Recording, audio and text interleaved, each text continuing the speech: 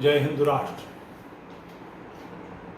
जिन बोतल से बाहर आ गया या सांपों का पिटारा खुल गया। उत्तर प्रदेश सरकार ने केंद्र के संकेत पर मदरसों का सर्वे कराया था कि कितने मदरसे सरकार से अधिकृत हैं और कितने अवैध हैं। किसी भी जनतांत्रिक प्रणाली में राष्ट्र के अंदर चलने वाली प्रत्येक गतिविधि किसी न किसी नियम के अधीन या किसी न किसी नियम से संलग्न होती है। स्वतंत्र रूप से ऐसी कोई गतिविधि जिसका सामाजिक असर पड़े वो अपनी मर्जी से नहीं चलाई जा सकती। यहाँ तक कि साइकिल चलाने इसका भी लाइसेंस हुआ करता है, साइकिल रखने का, रेडियो रखने का, इसके भी लाइसेंस हुआ करते हैं। ये अलग बात है कि इसको कोई ध्यान नहीं देता, इग्नोर कर दिया जाता है, कोई बड़ी विशेष बात नहीं है। प्रत्येक चीज़, ये बात ध्यान रहे, ये बात आपके दिमाग में बैठनी ज़रूरी है कि प्रत्येक चीज़, जो भी गतिविधि सामाजिक है उसको किसी न किसी नियम कानून से आबद्ध किया गया है, जिससे उसके नियमन किए जा सकें। कौन सी चीज़ कैसी है, कौन सी चीज़ यहाँ से सही, यहाँ तक सही और यहाँ से गलत रास्ते पर हो जाएगा। तो इस छान फटक का, इस जांच पड़ताल का सबसे बढ़िया परिणाम ये निकला कि सबसे बड़ी संस्था दारुल उलूम स्वयं संबद्ध नहीं है। भारत में शिक्षा प्रणाली, क्या पढ़ाना है, कैसे पढ़ाना है, इसके कुछ नियम हैं। अल्पसंख्यकों को इसके अधिकार कांग्रेस ने दिए हैं कि वो अपने शिक्षा संस्थान खोल सकते हैं, मगर शिक्षा संस्थान कैसे हों उसके कुछ नियम होने चाहिए, नहीं है तो बनने चाहिए। ये मैं इसलिए कह रहा हूँ कि देवबंद, दारुल उलूम, जिहाद का मतलब काफिरों को दीन की दावत देने और कबूल न करने पर उनके साथ जंग करने को कहते हैं। यानी भारत के अंदर जो राष्ट्र निवास करता है, जो समाज है, इसमें एक वर्ग ऐसा है जो दूसरे वर्ग को उसकी बात न मानने पर तलवार खींचने की धमकी देता है, और इसका कोर्स में नियमन है, कोर्स में पढ़ाया जाता है। निश्चित रूप से इसका विरोध होना चाहिए, इसको रोका जाना चाहिए, अन्यथा इस उपद्रव को देश भर में जो फैलेगा या फैल रहा है, इसको रोका कैसे जा सकता है।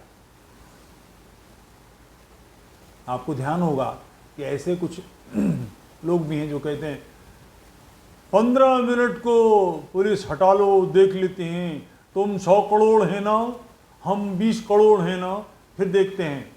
ये अलग बात है कि 1971 में अपने से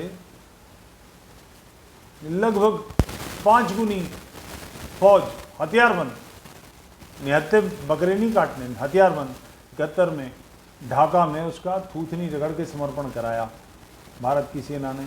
ये 100 करोड़ वाली भी नहीं थी, ये 1 लाख जिनका समर्पण हुआ उनके मुकाबले 20,000 से भी कम फौज थी वहाँ। नियाजी, सामान्य रूप से सेनापति ऐसे ही स्थिति आने पर आत्महत्या कर लेते हैं। नियाजी ने अपने बैजेस उतार के दिए, माथे से माथा रगड़ा, अपना पिस्टल दिया। मैं इसका पक्ष नहीं ले रहा हूँ, इसको ग्लोरीफाई भी नहीं कर रहा हूँ, मगर एक तथ्य बता रहा हूँ। ट्रेन के डब्बों पर पेट्रोल फेंक के हमला किया गया, लोग जला दिए गए गोधरा में। गोधरा की ट्रेन जहां डिस्पर्स होनी थी वो अहमदाबाद था। यानी अंतिम हिस्सा जहां पर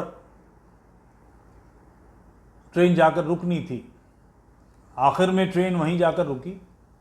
जो लोग मारे गए थे उनके पोस्टमार्टम गोधरा के प्लेटफॉर्म पर हुए, ट्रेन अहमदाबाद जाके रुकी। उसको देखने के लिए कहा जाता है कि लाखों लोग मौजूद थे। वहाँ से निकलती हुई ट्रेन से, रेलवे स्टेशन से जो भीड़ लौटी तो उस पर फायर किए गए, दंगा हुआ। पुलिस ने पूरी कोशिश की रोकने की। ये आधिकारिक रूप से है, इसलिए कि पुलिस की गोली से मुसलमानों की अपेक्षा हिंदू अधिक मरे। हिंदू अधिक मरने का मतलब ये कि हिंदुओं को रोकने की प्रयास हो रहा था, उसके बावजूद 15 मिनट जो थे ना, ज़बान एक बालिश गले से बाहर लटक गई। सारी सारी सारी शेखी आज तक किल्लियाते फिरते हैं, आज तक काएँ करते हैं कि ये हो गया और गुजरात में ये हो गया और गुजरात में ये हो गया। तो ये अपने दर्शकों के बीच में बकवास करना और फजूल की बातें करना एक अलग बात है, मगर जब सामने योद्धा आते हैं तो ऐसी तैसी हो जाती है। अफ़गानिस्तान में, सीरिया में, इराक़ में क्या हुआ? मादरे जंग पिदरे जंग जो बातें थी कि सारी जंगों की माँ सद्दाम हुसैन ने दावा किया, सारी दुनिया के मुसलमान तिल मिलाए हुए थे कि हमला कर दो अमेरिका पे, इस किस्म की बातें हो रही थी। भुस हो गया बिल्कुल। तो ये जो मानसिकता है जो नॉन मुस्लिम्स के ख़िलाफ़ दीन के लोगों को, शांति दूतों को भड़काती है, उस चिंतन का मूल आधार देवबंद का मदरसा है। ज़ाहिर है उसको रगड़ा जाना चाहिए, पकड़ा जाना चाहिए, उसको व्यवस्थित किया जाना चाहिए। वो केवल एक मदरसा नहीं है, 2500 से ज़्यादा अन्य मदरसों को उसने अधिकृत कर रखा है। यानी जो चीज़ स्वयं अनधिकृत है उसने दूसरे अधिकृत कर रखे हैं। अनधिकृत ने और लोगों को आगे बढ़ा रखा है। इसकी व्यवस्था होनी चाहिए। चलिए, ये तो एक सामान्य बात है। ये सारे मदरसे किस संस्थान के अंतर्गत आते हैं? जिस संस्थान के अंतर्गत आते हैं उसका नाम है उत्तर प्रदेश मदरसा शिक्षा परिषद। इसका काम है इन सब की व्यवस्था देखना। दारुल उलूम के ये बात जाहिर होते ही कि दारुल उलूम स्वयं अधिकृत नहीं है। उत्तर प्रदेश मदरसा शिक्षा परिषद के चेयरमैन डॉक्टर इफ्तिखार ने स्टेटमेंट कि दारुल उलूम को जो शिक्षा का इतना बड़ा काम कर रहा है, हमसे अधिकार प्राप्त करने की, अधिकृतता लेने की आवश्यकता नहीं है। मदरसा परिषद, उत्तर प्रदेश मदरसा शिक्षा परिषद माइनॉरिटी कमीशन के अंतर्गत एक संस्थान है। इसका चेयरमैन बजाय इसके कि इस मदरसे को, इसकी व्यवस्था को घेरे, व्यवस्थित करे, उसको उपयुक्त रास्ते पर लाए, उसकी जगह एक सामान्य मुल्ला की तरह, एक देवबंदी मुल्ला की तरह उसकी तारीफ पक्ष में बोल रहा है। कह रहा है कि इसको अधिकार लेने की, हमसे अधिकृतता लेने की आवश्यकता नहीं है। ये चिंतन कुफ्र और ईमान का विषैला चिंतन कितनी गहराई तक जड़े जमा चुका है। एक सरकारी कर्मचारी उसके फेवर में बात कर रहा है, और ये मैं अपनी मर्जी से नहीं कह रहा हूं। कल का दैनिक जागरण का अखबार देखिए, उसमें ये न्यूज है कि डॉक्टर इफ्तिखार अहमद कह रहे हैं कि उन्हें हमसे अधिकार प्राप्त करने की, अधिकृतता लेने की आवश्यकता नहीं है। आप कल्पना कर सकते हैं कि लोगों की मानसिकता क्या है। राज्य जिसको व्यवस्था चलाने का लिए अधिकारी बनाता है, वो व्यवस्था बिगाड़ने वाले कामों को करने में अग्रणी है। ये बहुत गहरा मामला है। इसी तरह का एक IAS अधिकारी जो कानपुर का कमिश्नर रहा है, उसने वहाँ इस्लामियों को और ऐसे हिंदुओं को जो कन्वर्ट हो रहे थे उनको प्लॉट्स दिए, ज़मीनें बांटी कन्वर्ट होने वाले को। ये सरकारी अधिकारी कर रहा है। उसका कारण यह कि ये जिस चिंतन के आधार पर अपने आप को दीन से जोड़ते हैं, उस चिंतन को चुनौती देने का कार्य बड़े पैमाने पर ठीक ढंग से नहीं हुआ है। जब तक ये नहीं करेंगे, इस मानसिकता को कैसे टैकल किया जाएगा? वो जो एक विचारधारा जो सारी दुनिया की जो जनसंख्या है 700 करोड़ के आसपास है, इसमें 150 करोड़ के लगभग शांति दूत हैं। इनका नेतृत्व तो इनमें से कुछ लोग ऐसे हैं, सब तो इसलिए नहीं कि बहुत सारे लोग तो अंदर खाने एक्स मुस्लिम हैं, इस दीन को मानते भी नहीं, उसका व्यवहार भी नहीं करते। मैं ऐसे अपने साथियों को जानता हूं जिनके पिता ने, जो मुसलमान हैं, उनके पिता ने उनका खतना नहीं कराया। बच्चे को तकलीफ पहुंचेगी इसलिए उसने खतना नहीं कराया। मैं ऐसे लोगों को जानता हूं, मुसलमानों को। तो बहुत से लोग ऐसे हैं, मगर कुछ लोग ऐसे हैं, और उनकी भी अच्छी खासी तादाद है, 7-8-10%। मतलब 17 करोड़ हो गए, 170 करोड़ के, 150 करोड़ के 15 करोड़ हो गए। तो ये मानते हैं कि ये अल्लाह ही दीन है, इसकी हर बात ठीक है, ये धरती अल्लाह ने मोहम्मद के रहने के लिए बनाई है, ये धरती दीन के लिए बनी है। बाकी सारे लोग जो कुफ्र करते हैं, जो इस्लाम को नहीं मानते, जो मूर्ति पूजा करते हैं, वो सारे वाजिबुल कत्ल सब मार दिए जाने चाहिए। ये एक आतंकी विचारधारा है, माफिया है, राजनीतिक वर्चस्व चाहता है, सबको गुलाम बनाना चाहता है, जो बाकी लोग हैं उनको दबोचना चाहता है, उनसे इस कारण टैक्स लेना चाहता है कि वो मुसलमान नहीं है। उस मानसिकता को हिलाने का काम नहीं करेंगे हम, तो बदलाव कैसे आएगा, संसार सुधार की तरफ कैसे आएगा, सभ्य समाज विकसित कैसे होगा? सभ्यता तो विकसित इसी आधार पर हुई है ना कि हम सबके अधिकार समान हैं। जहाँ जहाँ हमें अधिकार भिन्नता है कि आप बड़े हैं मैं छोटा हूँ तो इसलिए मेरे अधिकार आपसे कम है, ऐसा नहीं। नियम कानून ये है कि प्रत्येक मनुष्य बराबर है, प्रत्येक स्त्री पुरुष बराबर हैं, किसी को विशेषाधिकार प्राप्त नहीं है। जब तक इस रास्ते पर नहीं चलेंगे तब तक संसार में सभ्यता का, शांति का मार्ग प्रशस्त कैसे होगा? ये तो बना इसी आधार पर है। शांति की प्रक्रिया बनती इसी आधार पर, और इसके खिलाफ जो भी करता है, इसके विरोध में जो भी रहता है, उसको दंडित किया जाता है, उसको दमन किया जाता है, उसको कन्विंस किया जाता है, नहीं मानता तो उसकी ठुकाई होती है। अन्यथा ये जो उद्दंड समाज है, दुष्ट समाज है, धूर्त समाज है, वो सबकी दुर्गत कर देगा। शिष्टता सभ्यता का व्यवहार तो बाध्य रूप से, आग्रह से, आधिकारिक रूप से स्थापित करना पड़ेगा।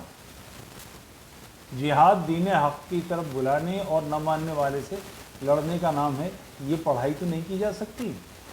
और जो इस पढ़ाई के पक्ष में खड़े हैं वो लोग आप राज्य से या सिस्टम से अपना कोई अधिकृतता नहीं मांग रहे, नहीं ले रहे। वो कहते हैं कि हम जजियात से और ज़कात से और इससे उससे, क्षमा करेंगे जजिया गलत नाम ले गया, ज़कात से काम चलाते हैं।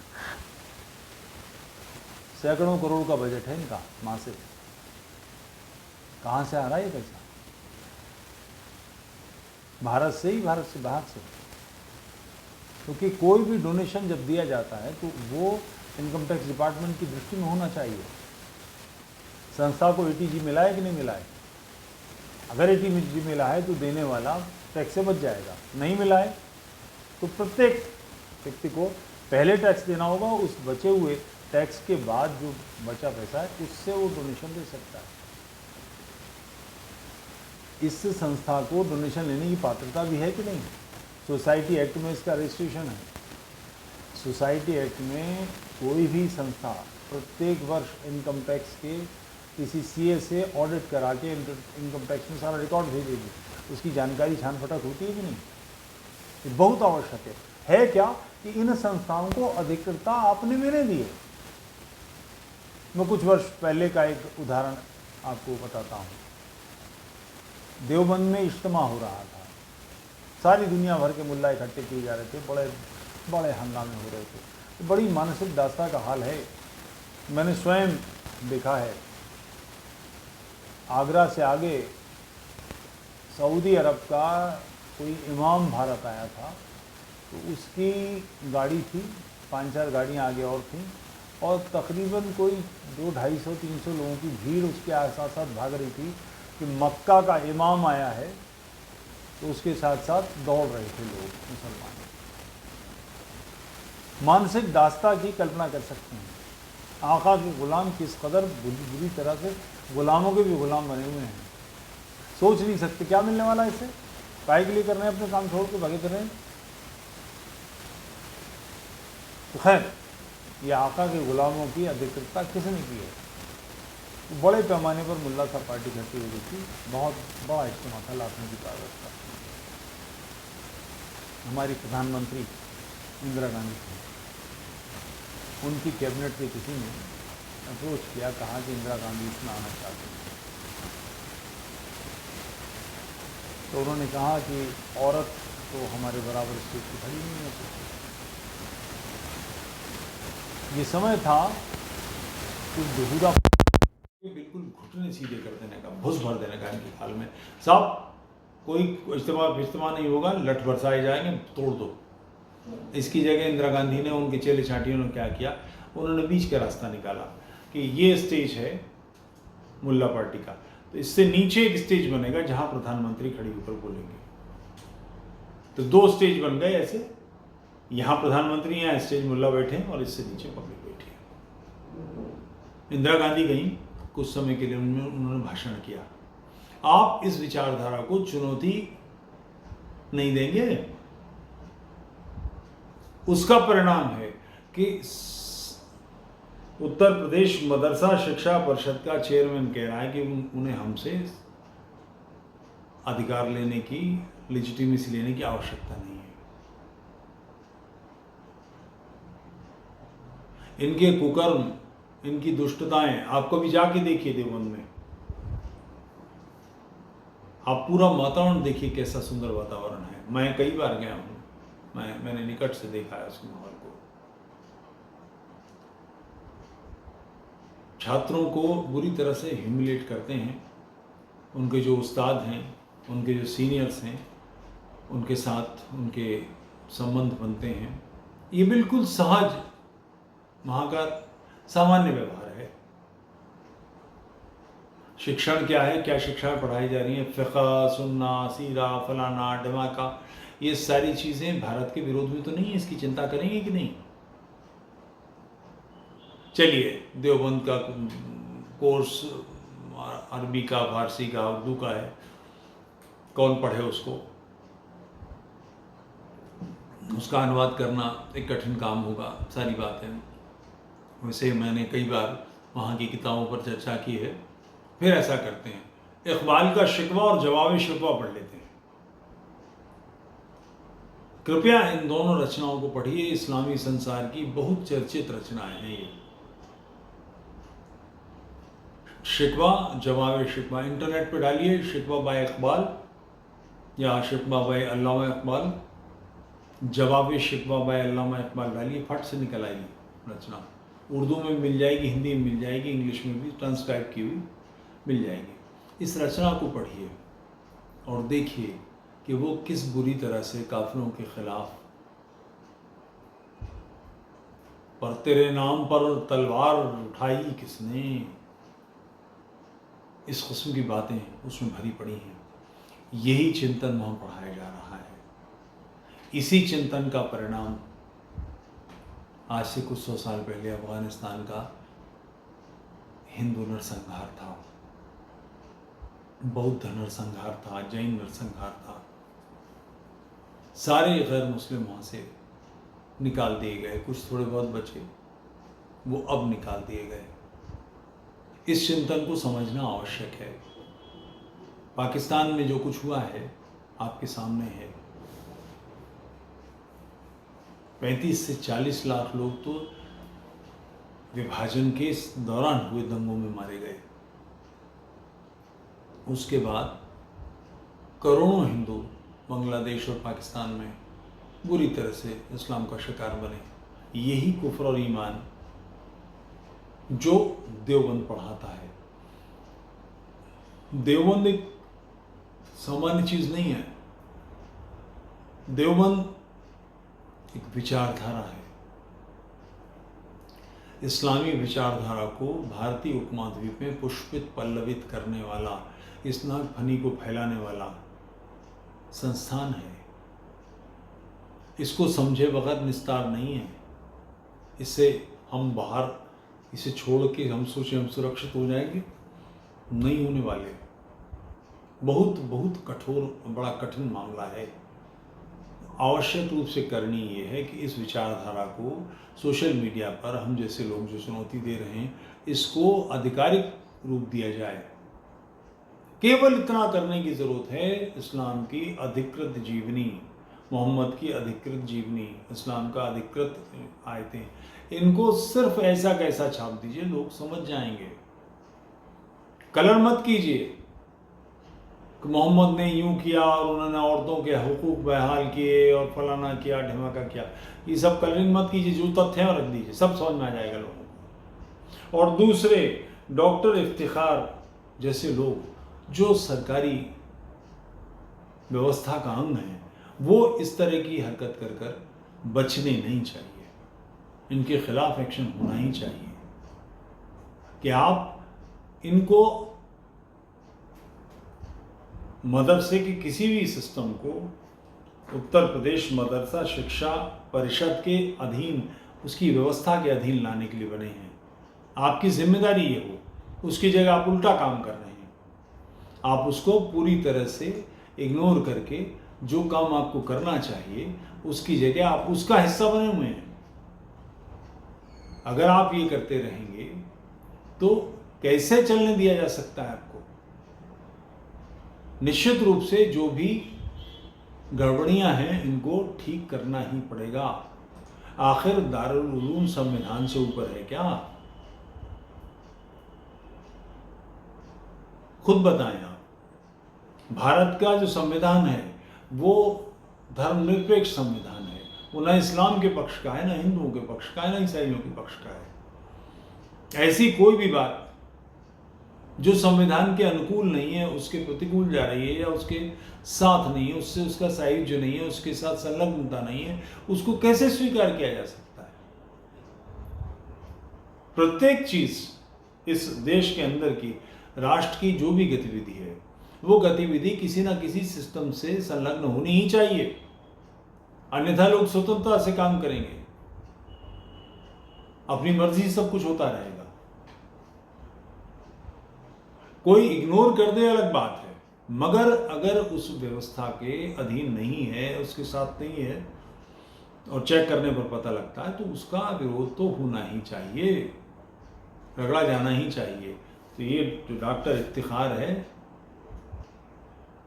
इसके खर को सीधा तो करना ही पड़ेगा, इसे छोड़ा नहीं जा सकता। सोशल मीडिया एक प्रभावी टूल है, इस प्रभावी टूल का इस्तेमाल कीजिए, इसको आगे बढ़ाइए, अधिक चर्चा के केंद्र में लाइए, इस वीडियो को अधिकतम शेयर कीजिए, जिससे लोगों के, राज्य के अधिकारियों के दृष्टि में ये बात आए कि हो क्या रहा है, कर क्या रहे हैं व्यवस्था के लोग।